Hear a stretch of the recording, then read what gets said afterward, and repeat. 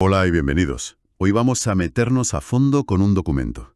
Bueno, un documento que básicamente redibujó el mapa mundial moderno, la Carta de las Naciones Unidas. Es como el código genético de la ONU, ¿no? La organización internacional más grande que existe. La idea hoy es desgranar esa carta. No solo leerla, claro. Queremos entender por qué se hizo así, cómo se suponía que iba a funcionar y qué implica su estructura para la diplomacia, la cooperación mundial, todo eso. Y claro, todo esto viene de un momento muy concreto, el final de la Segunda Guerra Mundial y digamos, el fracaso de la Sociedad de Naciones. Queremos verle el esqueleto a la ONU a partir de ese texto fundacional. Efectivamente, el contexto es fundamental. Piensa, estamos en San Francisco, 25 de junio del 45. Acaba de terminar la guerra en Europa, en Asia está dando los últimos coletazos, y ahí 51 países firman la carta. Entra en vigor unos meses después, el 24 de octubre. Había una sensación de urgencia, ¿sabes? De crear algo distinto, algo que esta vez sí funcionara. Se notaba la necesidad, claro. Y los objetivos que se marcan pues reflejan esa ambición. No es solo evitar otra guerra, que también. Buscan mantener la paz y la seguridad, sí, pero fíjate, también fomentar relaciones de amistad basadas en la igualdad de derechos, la libre determinación de los pueblos, impulsar la cooperación para resolver problemas, de todo tipo, económicos, sociales, culturales, humanitarios, y ser un centro, digamos, para que las naciones coordinen sus esfuerzos. Y no olvidar el tema de los derechos humanos y las libertades fundamentales, que ya estaba ahí. Es que intentaron montar una red global desde el principio, aunque siempre pensamos en Nueva York, ¿no? Con ese estatus curioso de extraterritorialidad, que es como suelo internacional. Pero la ONU está en más sitios: Ginebra, Viena, Nairobi. Y un detalle importante sobre la pasta, sobre cómo se financia. No hay un impuesto mundial ni nada parecido. Depende de lo que aporten los países, y muchas son contribuciones voluntarias. Y eso, claro, pues afecta a su independencia, a su capacidad de maniobra. Sin duda, ¿tiene implicaciones? Y bueno, a pesar de todas las críticas y debates, que los hay y son necesarios, hay un reconocimiento. 12 premios Nobel de la Paz para la ONU, sus agencias, su gente. Eso algo querrá decir, ¿no? Hombre, sugiere que el impacto en ayuda humanitaria, salud, mediación, pues se ha notado en momentos clave. Algo hecho bien, desde luego. Sí, sí. Y esa organización ha crecido una barbaridad. De esos 51 países fundadores, ahora son 193 Estados miembros. El último en entrar fue Sudán del Sur, en 2011. Vamos, que está casi todo el planeta. Casi todo, sí. Ahora, que entrar no es llegar y firmar. La Carta dice que tienes que ser un Estado amante de la paz, aceptar las obligaciones de la Carta y, esto es más subjetivo, tener capacidad y voluntad de cumplirlas. Y formalmente decide la Asamblea General, pero ojo, necesita la recomendación del Consejo de Seguridad. Y esa recomendación, pues a veces se atasca por temas políticos. Claro, ahí ya vemos el filtro del Consejo, las dinámicas de poder. Pero, ¿y si un país miembro la lía parda? Una vez dentro, ¿se le puede echar o apartar un tiempo? A ver, la Carta lo contempla. Es muy raro que pase, pero existe. Se puede suspender los derechos y privilegios. No es echarle del todo, si el Consejo de Seguridad ha tomado medidas contra ese país.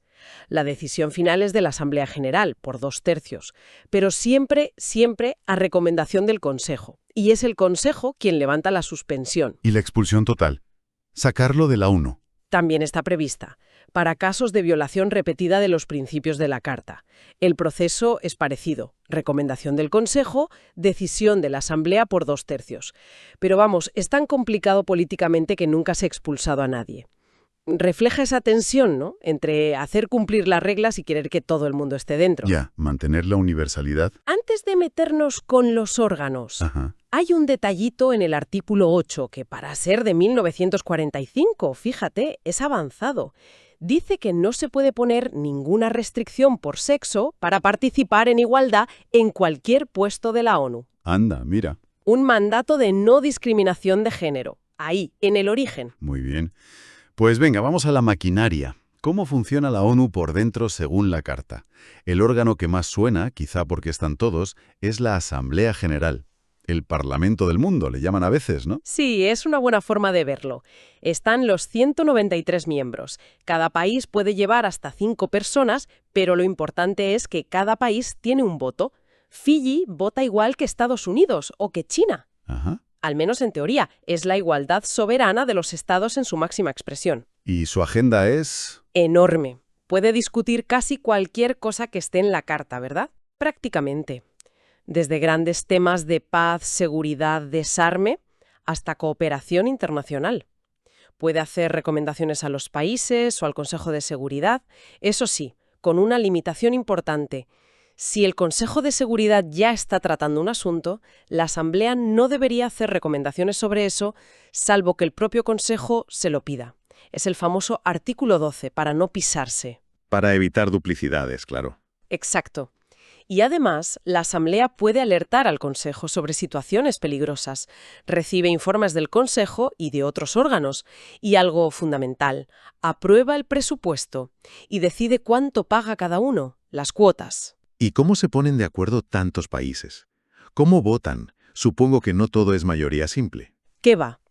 Las cuestiones importantes, como las llama la Carta, necesitan 2/3 de los que estén presentes y voten. ¿Importantes como qué? Pues recomendaciones sobre paz y seguridad, elegir a los miembros no permanentes del Consejo de Seguridad o los del ECOSOC, admitir nuevos miembros, suspenderlos, echarlos y el presupuesto. Todo eso, 2/3. Para lo demás, mayoría simple. ¿Vale? ¿Y se reúne a menudo? Tiene su sesión anual normal, que empieza en septiembre y dura meses, pero también puede haber sesiones extraordinarias si hace falta, o incluso de emergencia, que se montan en 24 horas si el Consejo de Seguridad está bloqueado y hay una amenaza grave. Entendido. Bueno, si la Asamblea es el gran foro donde se habla, el centro del poder ejecutivo, sobre todo en paz y seguridad, es el Consejo de Seguridad. Y aquí la cosa cambia mucho, ¿verdad? Aquí está el meollo de muchas discusiones sobre la ONU. Totalmente. Es mucho más pequeño y la composición es muy especial. Son 15 miembros. 10 los elige la Asamblea General por 2 años. Se intenta que haya un reparto geográfico justo y se mira que contribuyan a la paz. Importante, no pueden repetir mandato seguido para que haya rotación. Vale, esos son los 10. ¿Y los otros 5? Los permanentes, los famosos P5. Esos son. La Carta los nombra con nombre y apellidos. La República de China, Francia, la Unión Soviética, bueno, hoy ese puesto lo ocupa Rusia, el Reino Unido y Estados Unidos. Son básicamente los ganadores de la Segunda Guerra Mundial. Su puesto fijo fue, digamos, condición indispensable para que naciera la ONU. Refleja el poder que había en 1945. Y aquí viene lo bueno. Bueno, o lo complicado. El sistema de voto. ¿Cómo funciona exactamente? ¿Por qué se critica tanto? Es el corazón del poder del Consejo y sí, de la polémica. Cada miembro tiene un voto. Si es una cuestión de procedimiento, como organizan el trabajo, crear un comité, cosas así, vale con 9 votos a favor, de los 15. Pero, para todo lo demás, las decisiones importantes, las sustantivas, resoluciones sobre guerras, sanciones, mandar cascos azules, también se necesitan 9 votos a favor, pero, entre esos 9 tienen que estar sí o sí los votos afirmativos de los 5 miembros permanentes. O sea, el famoso derecho a veto, que si uno solo de los P5 dice no a una resolución de peso, Exacto. no sale, aunque los otros 14 estén de acuerdo. Precisamente. Técnicamente no es un veto como tal. Es más bien que se necesita que los 5 grandes estén de acuerdo para que la decisión sea válida. Pero en la práctica, pues sí, es un poder de bloqueo total para esos 5 países. La idea original era que si las grandes potencias no estaban de acuerdo, la decisión no tendría fuerza real. Pero hoy día, pues es un debate constante sobre si el Consejo es representativo o eficaz. Claro. Y el trabajo principal de este Consejo es ese, mantener la paz y la seguridad. Y sus decisiones, a diferencia de las de la Asamblea, sí son obligatorias para todos los países de la ONU. Tienen que cumplirlas sí o sí. Puede investigar conflictos, proponer soluciones, poner sanciones económicas o incluso, lo más fuerte, autorizar el uso de la fuerza. Se pueden reunir en Nueva York o donde haga falta y pueden crear los chiringuitos que necesiten. Comités de sanciones, tribunales especiales como los de Yugoslavia o Ruanda, misiones de paz. Y también pueden invitar a otros países a sus debates, sin voto, si el tema les afecta mucho. Vale, dejamos el Consejo de Seguridad. Hay otro consejo importante en la Carta, el Consejo Económico y Social, ECOSOC. El nombre ya sugiere a qué se dedica, ¿no? Desarrollo, temas sociales. Exacto. Su papel principal es ser el foro para discutir temas económicos y sociales a nivel internacional y hacer recomendaciones. Coordina el trabajo de la ONU y de todo el sistema de Naciones Unidas, que incluye un montón de agencias especializadas que van por libre, pero están vinculadas. La OMS, la UNESCO, la OIT, la FAO, el FMI, el Banco Mundial, una red enorme. Pero has dicho que van por libre. Esa coordinación tiene límites. El ECOSOC les puede mandar mucho. Ahí está la dificultad. Esas agencias tienen sus propias reglas, su propio dinero, sus propios jefes.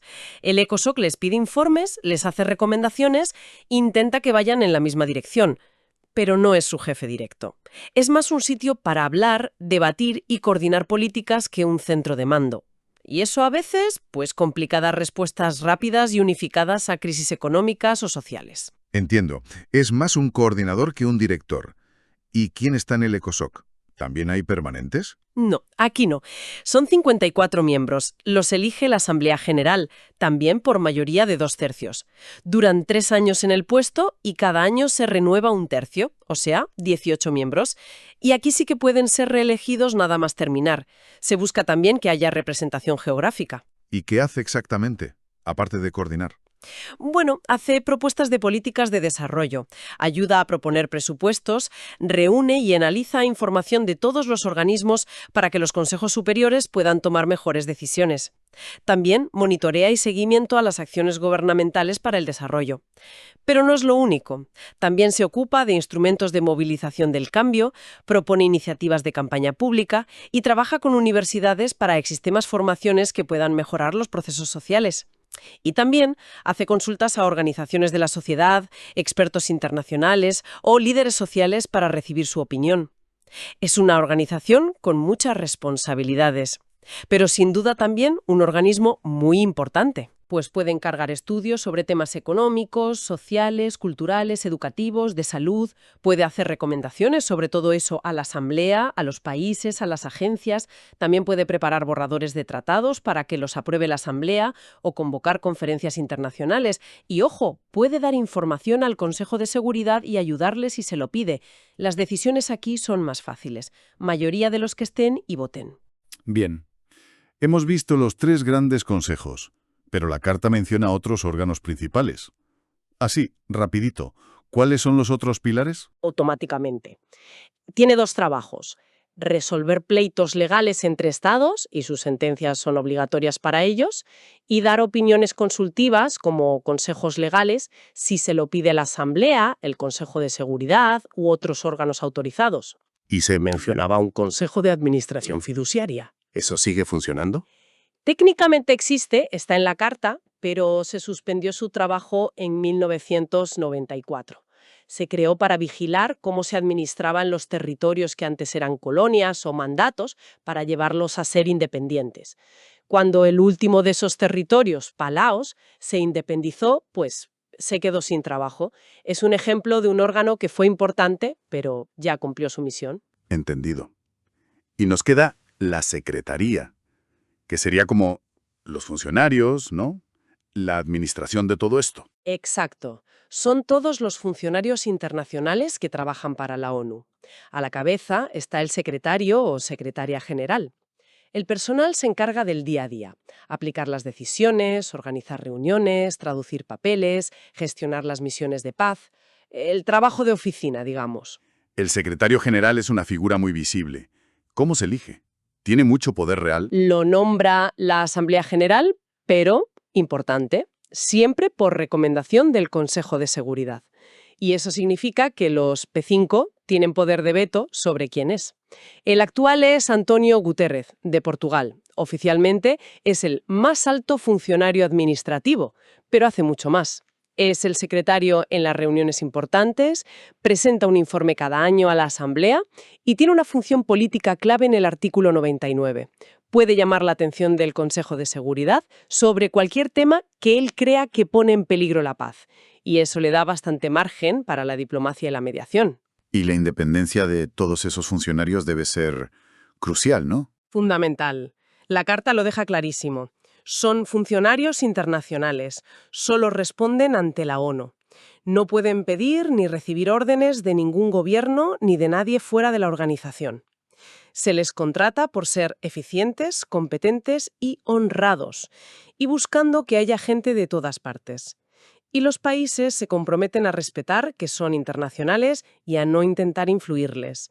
Es la base para tener un funcionariado imparcial. Ya, para ir terminando, la Carta también pone algunas reglas generales importantes sobre cómo funciona la ONU en el mundo. Sí, hay varias clave. Una es el artículo 103. Si un país tiene obligaciones por la Carta de la ONU y por otro tratado internacional y hay conflicto, mandan las de la Carta de la ONU. Ah, eso es potente.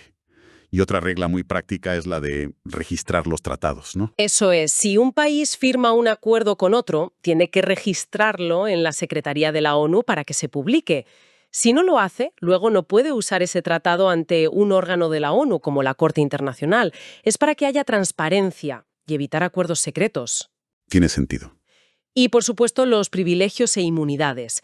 La ONU como tal, los diplomáticos de los países y los funcionarios necesitan ciertos privilegios e inmunidades para poder hacer su trabajo de forma independiente en todos los países miembros. Pues que no les puedan juzgar fácilmente, exenciones de impuestos, cosas así. Es básico para que puedan moverse y trabajar sin problemas. Y no olvidar los idiomas oficiales, que son 6. Árabe, chino mandarín, español, francés, inglés y ruso. Un reflejo de lo global que es la organización.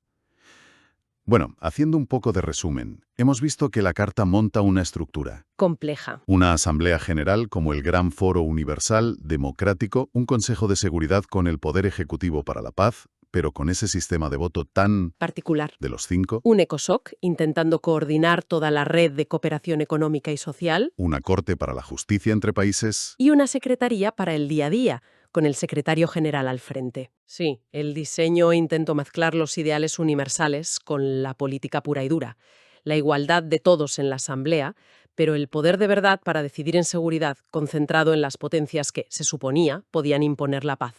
Y ese equilibrio, o desequilibrio, como quieras verlo, sobre todo en el Consejo y el veto, pues es justo lo que alimenta el debate hoy sobre si hay que reformar la ONU, si puede responder a los retos del siglo XXI, que son muy distintos a los de 1945. Y esa tensión nos deja una pregunta, ¿no? Algo para pensar. Con esa estructura de poder diseñada hace casi 80 años, sobre todo la del Consejo de Seguridad, con esos 5 países que pueden bloquearlo todo, ¿cómo afecta eso a la capacidad real de la ONU para actuar unida y eficazmente hoy? Frente a las crisis que tenemos, guerras, pandemias, cambio climático, ¿es esa estructura un mal necesario? ¿Un ancla que evita males peores? ¿O es más bien un freno que le impide cumplir del todo sus promesas de paz, seguridad y cooperación en el mundo actual? Una pregunta complicada, sí. Ahí lo dejamos. Con eso cerramos nuestro análisis de hoy sobre la Carta de las Naciones Unidas. Gracias por habernos acompañado. Hasta la próxima.